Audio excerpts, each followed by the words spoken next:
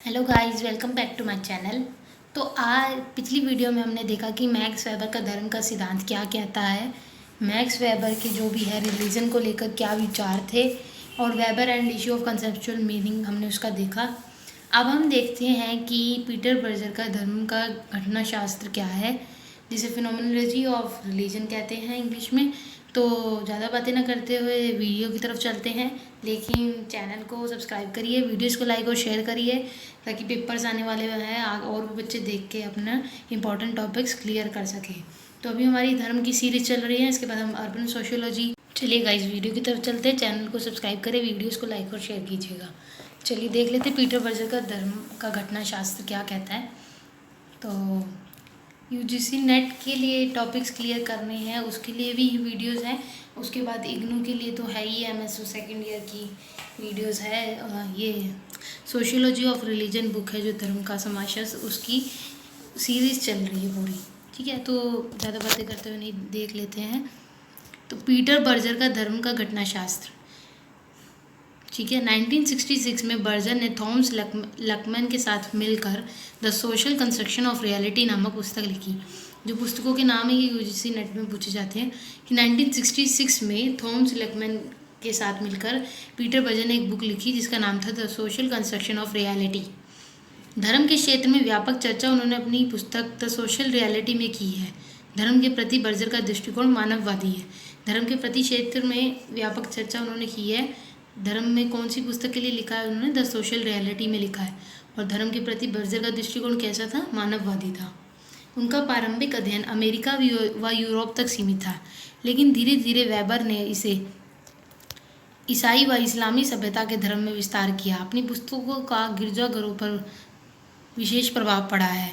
उनका प्रारंभिक अध्ययन किस पे हुआ था? अमेरिका व यूरोप तक सीमित था, लेकिन धीरे धीरे जैसे जैसे वेबर ने इसे ईसाई और इस्लामी सभ्यता के धर्म में विस्तार किया तो उनकी पुस्तकों का गिरजाघरों पर विशेष प्रभाव पड़ा। वेबर की पुस्तकों का जो गिरजाघर थे उन पर विशेष प्रभाव पड़ा। प्रत्येक मानव समाज का संबंध आपसी सहभागिता, कर्मशीलता, ज्ञान का विकास, ऋणियों से मुक्ति व धर्म के प्रति सम्मान की भावना से बनता है। तो वो कह रहे हैं कि प्रत्येक मानव समाज का संबंध कैसे बनता है? सहभागिता से बनता है, कर्मशीलता से बनता है, ज्ञान का विकास होता है, इससे सम्मान की भावना से एक समाज बनता है। मानव चाहे जिस किसी विश्व का निर्माण करता है, यदि उनमें आपसी प्रेम नहीं है तो वह अस्तित्वहीन है। तो आपसी प्रेम नहीं होगा तो वह अस्तित्वहीन होगा। तो बर्जर क्या लिखते हैं? बर्जर लिखते हैं कि समाज मानव का उत्पाद है। तो समाज क्या है? मानव का उत्पाद है। यह मानव क्रियाकलाप और चेतना के द्वारा मानव का स्वयं पर उपकार है। यह मानव से सामाजिक वास्तविकता से अलग कुछ भी नहीं है। तो उनका कहना है कि सामाजिक वास्तविकता से अलग कुछ भी नहीं है। जो समाज है वो मानव से जुड़ा हुआ मानव का उत्पाद है। तो बर्जर के अनुसार धर्म जो है भाषा का एक रोग है। धर्म क्या है? भाषा का एक रोग है। ठीक है, अगर आपको उसके नोट्स लेने हैं तो टेलीग्राम का लिंक मैं डिस्क्रिप्शन में डाल दूँगी, उसमें आप देख लेना। लिंक पे क्लिक करना और मेरे को जिसको नोट चाहिए हो वो मुझे टेलीग्राम पे मैसेज कर देना। और दूसरी बात, इन सारी वीडियोस की धर्म की जो भी ये 9th वीडियो मैं डाल रही हूँ, इन सब की मैंने एक प्लेलिस्ट बनाई है जिसकी मैं कमेंट बॉक्स में इसका लिंक दे दूँगी। वहाँ पे आप जाओगे तो आपको सारी धर्म की वीडियोस मिल जाएंगी। धर्म के ऊपर समाज व्यक्ति का उत्पाद है और व्यक्ति समाज का उत्पाद है। इस विचार में वेबर द्वंद्वात्मक स्थिति पाते हैं। तो ये विचार किसने दिया? वेबर ने दिया। वेबर जो है इसमें द्वंद्वात्मक स्थिति बताते हैं, लड़ाई की, द्वंद्व की बताते हैं कि समाज जो है व्यक्ति का उत्पाद है और व्यक्ति भी समाज का उत्पाद है। दोनों एक दूसरे से जुड़े हैं। मानव समाज को बनाता है और वह अपने उत्पाद को परिभाषित, प्रभावित व नवीन स्वरूप प्रदान करता है। वो कह रहे हैं कि जो मानव होता है वो समाज को बनाता है। ठीक है, मनुष्य का अस्तित्व समाज के बाहर अकल्पनीय है। बिना मनुष्य का अस्तित्व समाज के बाहर बिल्कुल सोचा ही नहीं जा सकता। जब वह पैदा हुआ था तब भी समाज था और उसके मृत्यु के बाद भी समाज रहेगा। तो समाज तो रहेगा ही रहेगा। जो व्यक्ति अपने कार्यों से समाज में परिवर्तन कर देगा वह सदा सदा के लिए अमरता प्राप्त कर लेगा। जो व्यक्ति अपने कार्यों से समाज में परिवर्तन करेगा तो उसका नाम जाना जाएगा, उसको याद किया जाएगा अच्छे कर्म के लिए, तो वो अमर हो जाएगा। बर्जर कहते हैं कि द्वंद्व को समझे बिना समाज के यथार्थ को नहीं समझा जा सकता। बर्जर का कहना है कि बिना द्वंद्व को समझे समाज को समझा नहीं जा सकता। बर्जर के अनुसार समाज में व्यक्ति और व्यक्ति में समाज का द्वंद्व 3 प्रक्रियाओं में निहित है। बर्जर के अनुसार समाज में व्यक्ति और व्यक्ति में समाज का द्वंद्व 3 प्रक्रियाओं में होता है। इसे वे निश्चित काल या चरण कहते हैं। 3 प्रक्रियाएं होती है जिसे वो निश्चित काल चरण कहते हैं। इसे बाहरीकरण, वस्तुकरण और अंतरीकरण में भी अभिहित किया जाता है। तो इसमें 3 में बांटा जाता है, बाहरीकरण, वस्तुकरण और आंतरिकरण में।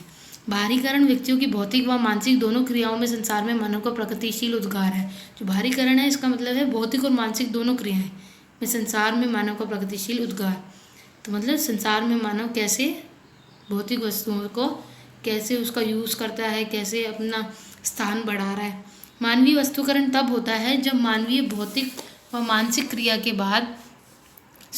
के उत्पाद स्वतः वास्तविकता को प्राप्त करते हैं, जो कि निर्माता में कृति की तरह सामने आता है। भौतिक और मानसिक क्रिया के उत्पाद वास्तविकता को प्राप्त करते हैं।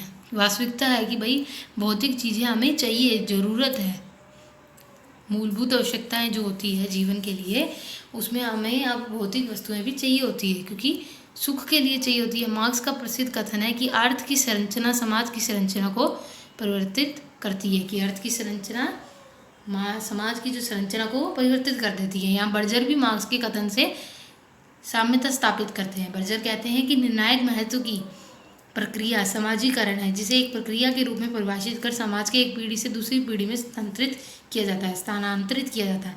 तो बर्जर का कहना है कि जो प्रक्रिया है समाज की, वो हम एक पीढ़ी से दूसरी पीढ़ी तक स्थानांतरित करते हैं। अब देख लेते हैं कि धर्म और विश्व निर्माण में बर्जर का क्या है। बर्जर की धर्म संबंधी संकल्पना विश्व व्यवस्था और विश्व निर्माण की क्रिया के समान ही उनकी समाज के प्रति समझ के पीछे चलती है।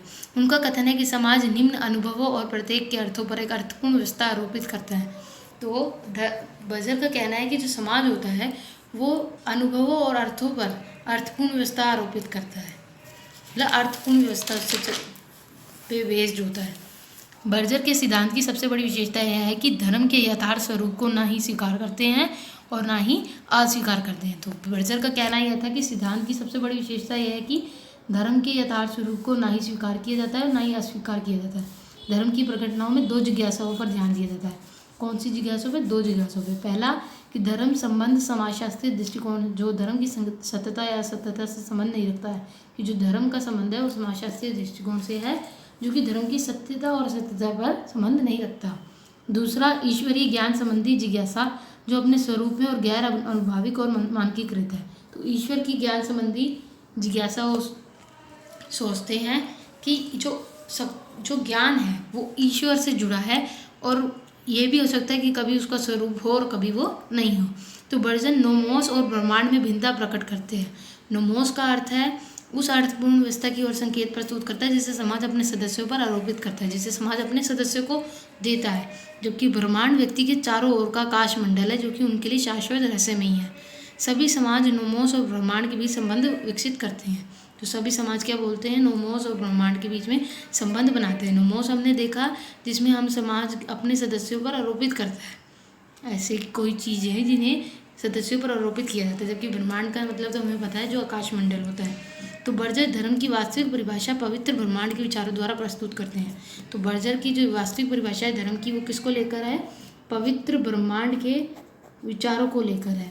धर्म मानव की शक्ति है, इससे वह अपनी असीमता निर्मित करता है। धर्म को पवित्र पद्धति में ब्रह्मांडीकरण भी कहा जाता है। तो धर्म को पवित्र पद्धति में ब्रह्मांड से भी जोड़ा जाता है। ठीक है, तो बर्जर ने धर्म की वास्तविक परिभाषा जो है पवित्र ब्रह्मांड के विचारों द्वारा प्रस्तुत की है।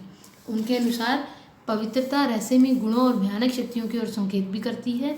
यहाँ पवित्र पत्थर, पवित्र कपड़े, पवित्र समय, पवित्र यंत्र, पवित्र स्थान, पवित्र मन और बहुत कुछ है।